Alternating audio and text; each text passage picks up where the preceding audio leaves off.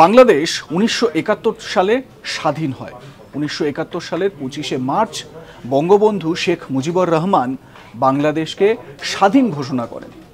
কিন্তু জানেন, তারপরই এক নির্মম পরিণতি হয় তার। কি পরিণতি? বঙ্গবন্ধুকে গ্রেপ্তার করা হয় সেই রাতেই।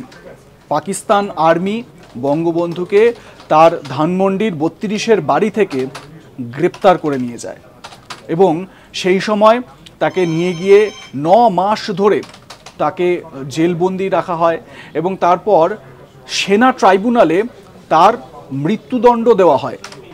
যদিও ততক্ষণে ভারত যা কাজ করার করে দিয়েছে।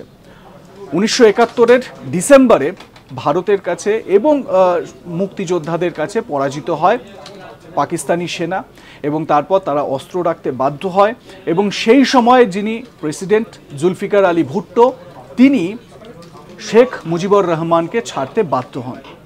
তারপর সেখান থেকে তিনি লন্ডন যান।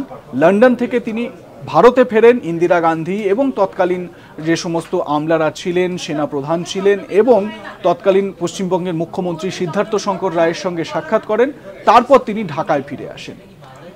ঢাকায় ফিরে আসার পর তিনি প্রধানমন্ত্রী হন বাংলাদেশের, মানে স্বাধীন বাংলাদেশের। এবং তারপর ১৯৭৫-এর নারকীয় ঘটনা ঘটে, তাকে হত্যা করা হয়। ইন্টারেস্টিং এই ধরনের বিভিন্ন ঘটনা জানার জন্য সাবস্ক্রাইব করে নিন আজ তাক বাংলা।